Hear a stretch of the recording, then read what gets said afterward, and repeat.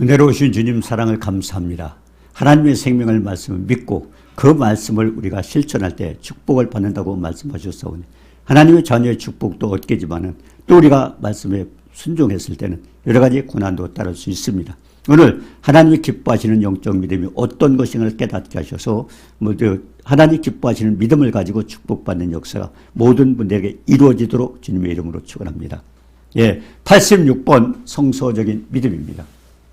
로마서 8장 17절에 보면 자녀이면 또한 상속자 곧 하나님의 상속자요 그리스도와 함께한 상속자니 우리가 그와 함께한 상속자니 우리가 그와 함께 영광을 받기 위하여 고난도 함께 받아야 할 것이라고 했습니다.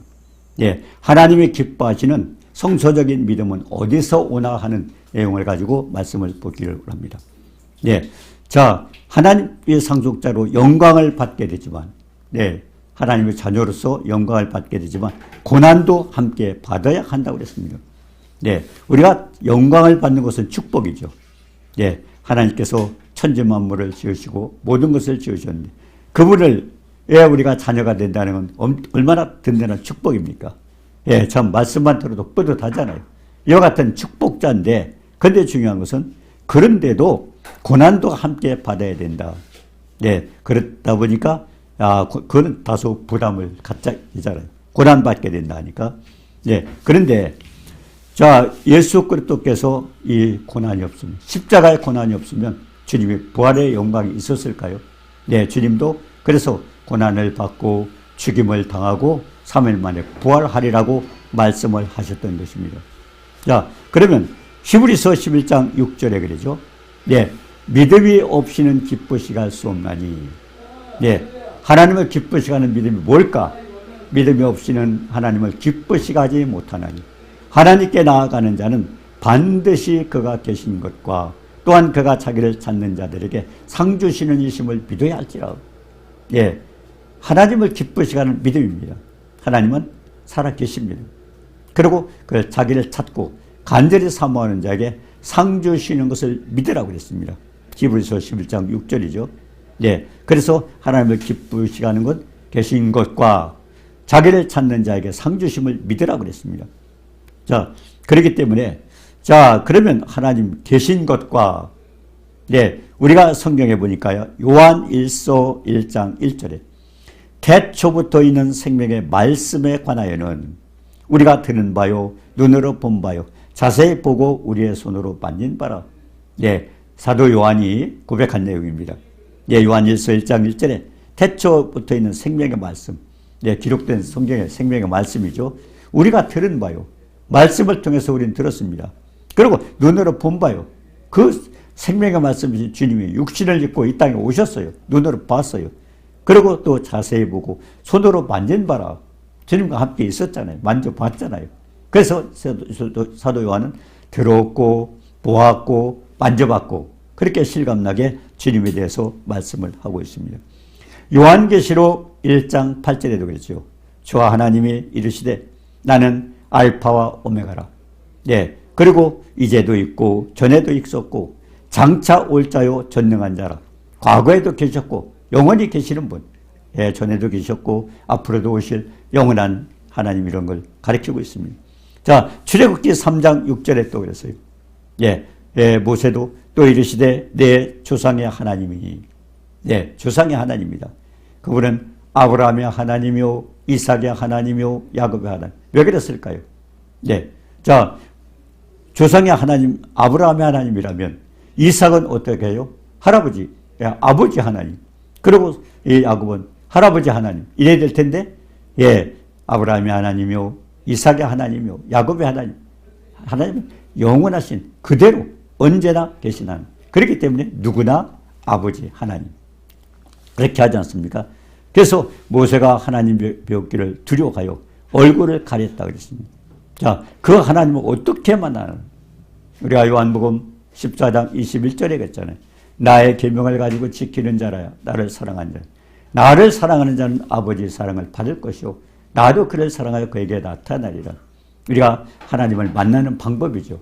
어떻게 하면 하나님을 만나나? 계명을 지키면 됩니다. 계명을 지키는 자에게 사랑하는 자니 사랑하는 자는 아버지의 사랑을 받을 것이요 나도 그를 사랑하여 그에게 나타내 준다 그랬습니다. 그렇기 때문에 주님 만나는 것은 말씀을 지켜나가면 우리 삶 속에서 주님이 보이지 않고 주님의 음성이 들리지 않을지라도 내가 말씀을 지켜나갔더니 삶 속에서 모든 걸 주님이 나타내 주셔요. 주님이 하셨어요. 얼마나 많은 사람이 그런 고백합니까? 주님이 함께 계셔. 주님이 도와주셨어. 주님이 축복하셨어. 이런 고백하지 않습니까? 자, 우리가 잠언서 8장 17절에 되겠습니다. 나를 사랑하는 자들이 나의 사랑을 입으며 우리가 사랑을 해야 돼요. 모두를 위해서 희생 제물이 되어서 온 인류를 위해서 십자가에서 희생을 당하셨지만 그래도 우리가 간절히 그분을 사모해야 돼요. 사랑하는 자들이 나의 사랑을 입으며 나를 간절히 찾는 자가. 그러니까 하나님은 간절히 찾는 자가 만날 것이다. 하나님께서 믿음의 조상 아브라함에게 시험을 하셨습니다. 그 시험을 왜 하셨을까요? 창세기 22장 2절에 보니까 내 아들, 내 사랑하는 독자 이삭. 그냥 내 아들을 드리라고 안 했어요. 왜 그 표현에 내 아들, 내 사랑하는 독자 이삭을 드려라. 왜 그랬을까요? 그냥 네 아들 드려라 했으면 되는데 내 독자, 내 사랑하는 아들 이삭을 번제로 드려라. 굉장히 중요한 의미가 있습니다. 우리도 마찬가지예요. 우리가 뭔가 엄청나게 사랑하는 대상이 있어요. 무엇보다도 귀하게 여기는 것들이 있습니다. 그걸 지적하는 겁니다. 내 독자, 내 사랑하는 이삭. 하나님께서 아브라함에게 가장 귀했던 것입니다. 그렇기 때문에 사랑하는 대상을 모리아 하나님이 지정하는 한 산에 가서 거기서 번제로 드리라고 했다. 태업제라는 것 아닙니까? 자, 이런 시험을 했는데요. 근데 축복은 뭡니까? 창세기 22장 12절에 보니까 내가 내 아들 독자까지도 내게 아끼지 아니었으니 여기서 아브라함의 믿음을 시험한 겁니다. 가장 사랑하는 무엇보다도 가장 귀한 그것을 아끼지 않는 하나님 앞에 그러니까 무엇보다도 하나님을 사랑했다는 것을 표현하고 있습니다.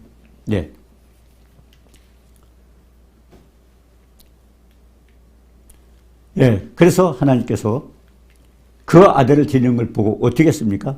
16장 18절에 보면 16절과 18절에 보면 내 아들 내 독자도 아끼지 아니었으니 12절에는 내가 하나님을 경외하는 줄 인정을 하셨어요. 그 아들까지도 아낌없이 드리는 그 모습을 보고 하나님을 경외한다고 인정을 해 주신 겁니다. 그리고 16절 18절에도 뭐라고 했습니까?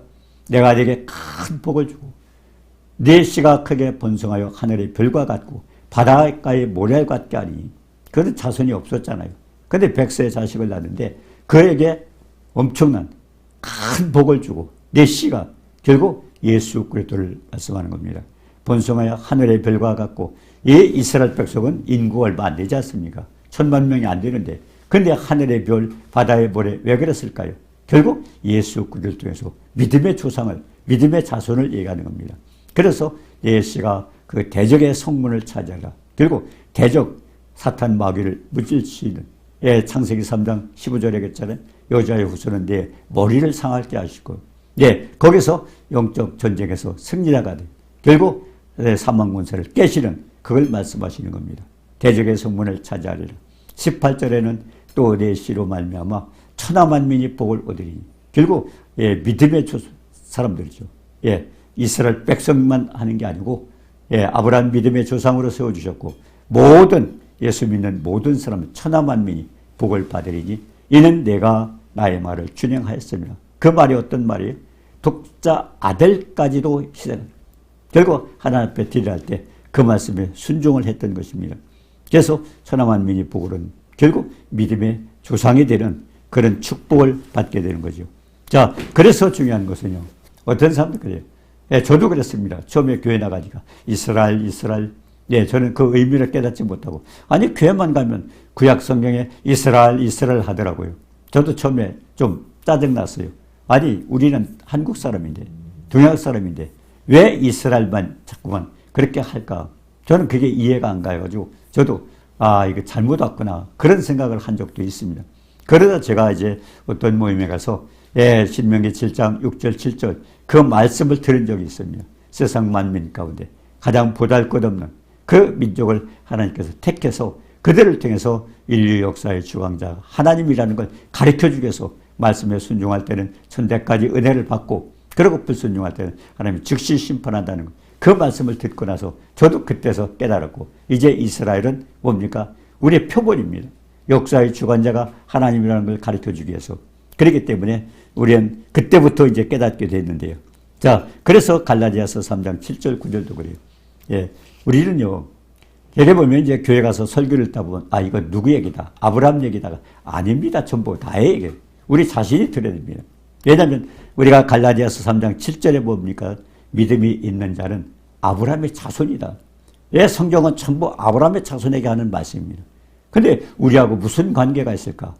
예, 근데 그것은 믿는 자는 아브라함의 자손으로 해주는 겁니다. 갈라디아서 3장 7절이죠. 그리고 3장 9절에는 뭡니까? 예, 거기에는 믿는 자에게는 아브라함과 함께 복을 받는 일. 그래서 우리는 이스라엘을 우리 자신으로 생각하면 됩니다. 우리는 믿음의 조상, 예, 아브라함을 통해서 주는 것은 전부 나에게 주시는 말씀으로 받아야 돼요. 아브라함 얘기를 교회에서 지난날 얘기를 뭐하러 합니까? 전부 나에게 주시는 말씀으로 받아야 돼요. 네, 이해가 안 갈 때는 갈라디아서 3장 7절에 믿음이 있는, 예, 믿는 자의 아브라함의 자손이 되는 거고, 또 우리가 믿는 자는 아브라함과 함께 복을 받은. 그렇기 때문에 아브라함 할 때 누구에게? 나에게. 그리고 우리가 말씀을 내 말씀으로 받아야 되는 겁니다. 자, 그런 데서 또 예수께서는 뭐라고 했습니까? 예, 누가복음 18장 22절에 보면요. 예, 예수께서 이 말을 들으시고 이르시되 내게 아직도 한 가지 부족한 것은, 지금 부자 청년이 지금 주님 앞에 나왔습니다. 어떻게 하면은 우리가 영생을 얻을까? 이렇게 하고 있습니다. 근데 예수님께서 누가복음 18장 22절에 보니까, 예, 내게 아직도 한 가지 부족한 것이 있다. 예, 율법을 다 지켰다 그랬습니다. 근데 예수님 뭐라고 하셨어요? 내게 있는 것을 다 팔아서 가난한 자들에게 나눠주라. 그리하면 하늘에서 내게 보화가 있으리라. 그리고 와서 나를 따라고 했습니다. 그 사람이 부자였기 때문에 문제가 되는 겁니다. 그 사람이 가난하고 없었더라면은, 예, 그냥 예 하고 가서 있는 거 드렸을 거예요. 예, 저도 이렇게 받은 적이 있습니다. 어느 날 저도 하나님께서 내 가진 것 몽땅 아프리카에 보내라는 그런 명령을 받은 적이 있습니다. 저도 투덜거렸어요. 하나님 너무하셔요. 종이 빚도 있고 한데 어떻게 하나님 있는 거 다 보냅니까? 그런데 그게 누구 명령이에요? 하나님 명령이었기 때문에 저는 순종을 했습니다. 보냈어요. 예, 그때 당시는 저도 불만이 있었지만 그래도 하나님 명령을 지킨다고 명령을 내려 했어요. 근데 전화가 왔습니다. 예, 돈 왜 보냈느냐고 질문을 해요. 거기서. 저도 몰라요. 하나님께서 보내라고 했습니다. 근데 그분이 얘기가 어떤, 예, 하나님께서 기도원과 신학교와 병원을 인수하라고 그래요. 그분은 그런 재력도 없고 능력이 없었던 분입니다. 근데 그 말씀을 듣고, 예, 그래서 아, 이것이 하나님께서 주신 거냐? 아니면 내가 쏟고 있는 거냐? 그래서 하나님 표적을 달라고 그분이 기도를 하고 있었습니다. 그 표적이 뭐냐면 제가 보낸 것이었습니다. 그렇게 해서 하나님 확인을 시켜줘서 그분은 그때부터 힘을 얻고, 예, 모든 역사가 지금 이루어져서 거기서 엄청나게 큰 사역을 하고 있습니다. 그냥 순종하면 축복인데 우리가 그렇게 하기가 힘들죠. 그러니까 이분이 부자였기 때문에 힘들었어요. 아, 이걸 다 팔아서 가난한 자에게 주어라. 그러면 하늘의 보화가 쌓이라. 하늘나라잖아요. 그리고 와서 나를 따르라. 주님을 따르는 일은 결국 우리가 귀하게 여겼던 사랑하는 대상을 바꿔줘야 됩니다. 그래서 그 사람이 큰 부자이므로 말씀을 듣고 심히 근심하더라. 만약 가난한 사람에게 줬더라면 그렇지 않다. 저도 그랬어요. 다 보내줬는데요. 저는 3배의 축복을 주시더라고요. 네, 며칠 안 돼가지고 갑자기 그런 저도 축복을 받았어요. 그러니까 말씀에 순종하면 우리가 해야 될 필요가 없어요. 전능하신 하나님은 모든 만물을 주관하시지 않습니까? 그분의 말씀을 들었을 때는 그분이 역사하셔요. 상상이 안 되는 겁니다, 이건. 그러나 이거는 체험한 사람만 알게 되는 겁니다. 그래서 그 사람이 부자이므로 이 말씀을 듣고 심히 근심하더라. 그가 부자였기 때문에 문제가 되는 거죠. 예, 가난한 자에게 다 팔아줘라. 자, 그리고 우리가 누가복음 18장 24절, 25절에 보겠습니다. 네, 재물이 있는 자는 하나님의 나라에 들어가기가 얼마나 어려운지. 낙타가 바늘귀로 들어가는 것이 부자가 하나님 나라에 들어가는 것보다 더 쉬운 일. 예, 힘들어요. 정말 말씀에 순종하기가 힘들죠. 그래서 누가 구원을 얻을 수 있습니까? 그러니까 사람은 할 수 없으되 하나님은 하실 수 있느니라. 결국 이 부자 청년을 통해서 뭘 시험했어요? 예, 재물이 우상이 되고 있습니다.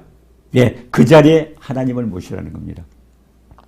자, 그 다음에 예수님의 제자 베드로에게도 주님이 어떤 시험을 하셨어요? 우리가 우리의 것을 다 버리고 주를 쫓았나이다. 베드로가 그랬어요. 왜? 예, 바닷가에서 고기 잡다가 부름을 받았잖아요. 예, 그리고 주님을 따라다녔어요. 예, 3년 동안 따라다녔습니다. 그런데 베드로, 예, 뭐라고 했어요? 내가 주님 다 버리고 주님을 따라, 가족도 버리고, 직업도 버리고, 주님 쫓아다녔잖아요. 그렇게 한 거예요. 그러니까 주님 뭐라고 했어요? 내가 진실로 진실로 너에게 이르노니. 예, 주님 뭐라고 했어요? 진실로 진실로 너에게 이르노니. 네, 하나님의 나라를 위하여 집이나 아내나 형제나 부모나 자녀, 가족을 버리고 주님을 쫓아다녔습니다. 예, 근데 주님 뭐라고 했어요? 진실로 이르노니 하나님의 나라를 위하여 집이나 아내나 형제나 부모나 자녀를, 가족을 버리라는 겁니다. 예. 자, 이 말씀을 그대로, 문자 그대로 받으면 어떻게 돼요? 교회 다니겠습니까? 예. 많은 사람들이 오해를 해요. 그러니까 하나님 말씀을 잘 해석을 해야 돼요. 이거는 뭐냐면, 그보다도 몽땅 하나님 순서를 제일 사랑하는 대상으로 바꿔주라는 것입니다. 그러면 주님 뭐라고 그랬어요? 하나님의 나라를 위하여 집이나 아내나 형제나 부모나 자녀를 버린 자는 현세에서 여러 배를 받고, 여기 30절이겠죠. 여러 배를 받고 내세 영생을 받지 못할 자가 없느니라. 지금 부자 청년에게, 그리고 아브라함에게, 그리고 베드로에게 했던 모든 말씀은 뭡니까? 순서를 바꾸라는 겁니다. 하나님을 사랑하는 겁니다. 예, 그래서 말씀을 하신 겁니다. 그래서 아브라함이 믿음의 조상 되기까지, 하나님을 경외한다고 인정을 받기까지, 네, 그는 우리가 어떤 믿음을 가져야 되는가를 보여주었던 것입니다. 내가 내 아들, 내 독자까지 하나님께 아끼지 않는 믿음을 보여줬을 때, 내가 이제야 내가 하나님을 경외하는 줄 알았다고 그랬고, 큰 부자 관리에게도 내게 있는 것 다 팔아서 가난한 자에게 나눠주고 따라. 네, 그것도 결국은 물질이 우상이 되지 않고 하나님을 섬기라는 겁니다. 또 주님의 제자 베드로에게도 하나님 나라를 위하여 집이나 아내나 형제나 부모, 자녀를 버리고, 예, 이거 뭡니까? 핵심 내용은 결국 마태복음 16장 24절의 내용입니다. 예, 누구든지 나를 따라오려거든 자기를 부인하고, 그러고서 뭡니까? 예, 자기 십자가를 지고, 사명이죠. 그러고서 나를 따를 것이라. 그럼 가장 귀하고 사랑하는 대상을 하나님과 예수 그리스도로 바꾸라는 뜻입니다. 의미는 그거예요. 근데 말씀 글자 그대로 오해를 하다 보면 많은 사람이, 예, 오히려 하나님을 비방하고, 예, 비판하고 거역하고 그렇게 할 수가 있죠. 그래서 말씀을 잘 알아야 드려야 됩니다. 예, 하나님과 예수 그리스도를 바꾸라는 겁니다. 사랑하는 대상은. 그래서 마태복음 22장 37절에도 그랬어요. 마음을 다하고 목숨을 다하고 뜻을 다하여 하나님을 사랑하라고 그랬습니다. 그때야 하나님의 자녀로 하나님과 그리스도의 상속자가 되는 영광을 받을 수 있다고 말씀하시는 겁니다. 그래서 아브라함을 통해서, 그리고 베드로, 요한복음 21장 18절, 예, 베드로는 어떻게 했습니까? 예, 젊어서는 스스로 띠뛰고 원하는 곳을 다녔거니와 늙어서는, 예, 내 팔 벌리고 남이 띠뛰우고 원치 않는 곳으로 데려가. 그래서 고난을 받게 돼요. 이게 뭘까요? 베드로는 결국 마지막이에요. 예, 하나님의 사랑이 너무, 그걸 이제 늦게서 깨달은 겁니다. 그러고 나서 예수님이 십자가에 못 박혀 죽은, 난 그렇게도 죽을 수 없다. 그래서 거꾸로, 로마에서 십자가에 거꾸로 못 박혀 죽는 것을 주님이 그때 말씀을 해주셨던 겁니다. 결국 마지막에, 예, 베드로도 그걸 깨닫게 되고, 결국, 예, 하나님 앞에 그렇게 영광을 돌린 거죠. 예, 그렇다면 하나님의 자녀로, 상속자로 어떤 영광을 받습니까? 하나님 자녀가 되었다면, 전능하신 천지만물을 주관하신 하나님의 자녀가 됐다면 어떤 영광을 받을까요? 네, 베드로전서 1장 3절에 보니까요. 우리 주 예수 그리스도의 아버지 하나님을 찬송하리로다. 그의 많으신 긍휼대로 예수 그리스도를 죽은 자 가운데서 부활하게 하심으로 말미암아 우리를 거듭나게 하사 산 소망이 있게 하셨다.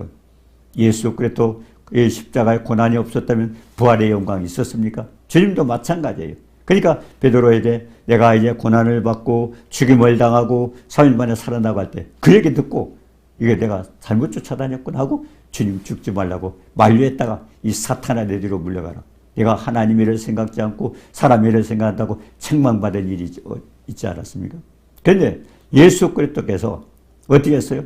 예, 많으신 긍휼대로 죽은 자 가운데서 부활하심으로 인해서 우리에게 주신 축복이 뭐예요? 예수님 부활하셨잖아요. 사망 권세 깨셨잖아요. 그래서 우리에게도 거듭나게 하사 예, 결국 하나님의 자녀로 태어난 축복, 그리고 산소망. 이 산소망은 이 땅에서 우리가 바라볼 수 없는 약속하신 하나님의 주신 소망이죠. 그런데 그게 어떻습니까? 예, 우리가 얻은 축복, 새로운 기업이 뭐예요? 예, 베드로전서 1장 4절에 뭐냐? 썩지 않고 더럽지 않고 쇠하지 아니하는. 썩는 뭐 음식 같은 거 놔두면 썩잖아요. 더럽지 않고 옷도요. 예, 우리가 하루 이틀 입고 있다 보면 더러워지지 않습니까? 쇠하지 않고 나뭇잎이나 이런 것도 보면 없어져요. 그런데 썩지 않고 더럽지 않고 쇠하지 않은 것, 영원히 변치 않은, 영원히 변치 않은. 이 땅에서는 모든 것이 변화될 수 있어요. 있다가도 없고, 예, 어떤 재난으로 인해서 없어질 수도 있고. 그러나 썩지 않고 더럽지 않고 쇠하지 아니하다는 것은 영원히 변할 수 없는 영원한 불변한 그런 기업을 얻게 하시니. 그래서 너희를 위하여 하늘에 간직한 거죠. 하늘나라 기업이라는 게 영원히 변치 않는 그런 축복을 주시다고 말씀을 했습니다. 자, 그럼 뭘까요? 요한계시록 21장 3절에 보니까 그들은 하나님의 백성이 되고, 네, 하나님의 백성이 되고 하나님을 친히 그들과 함께 계셔서, 예, 주님이 그때 가서 이제 함께 계시는 거죠. 그리고 모든 눈물을 그래서 닦고, 눈물 흘릴 일이 없습니다. 예, 모든 눈물을 그래서 닦고 주시니 다시는 사망이 없고 죽을 일도 없어요. 예, 죽을 일도 없어요. 예, 그렇기 때문에 하늘나라에 가서 자녀 생산하고 그렇게 하지 않습니까? 많은 사람이 그래요. 남자로 가면 하늘에서도 남자, 여자로 가면 하늘에서도 여자, 그래서 거기서 결혼해서 자녀 낳는 게 아니라, 아니요, 영원히 죽지 않습니다. 자녀 생산할 이유도 없습니다. 그렇기 때문에 하나님 백성이 되어서 사망도 없고, 예, 그리고 애통하거나 곡할 일도 없고, 아픈 것도 없고, 예, 우리가 이 땅에서 겪었던 모든 그런 고통이 없어요. 이게, 예, 자녀의 영광입니다. 그런 축복을 받게 되죠. 처음 것들이 다 지나갔습니다. 그리고 보좌에 앉으시니가 이르시되 보라 내가 만물을 새롭게 하더라. 그러니까 새로운 천지, 축복을 받는 그와 같은 역사가 그곳에서 이루어진다고 하는 것입니다. 자, 그러면 우리가 어떻게 할까요? 이 사도 바울이 고백한 게 있습니다. 디모데후서 4장 7절에 보니까요.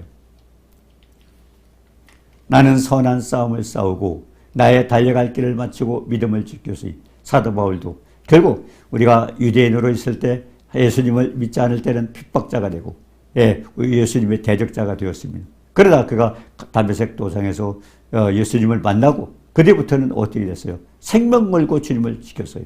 목숨 걸고 지켰습니다. 그렇기 때문에 이제 후로는 나를 위하여 의의 면류관이 예비되었어요. 사도 바울 자기 자신도 그렇게 되었어요.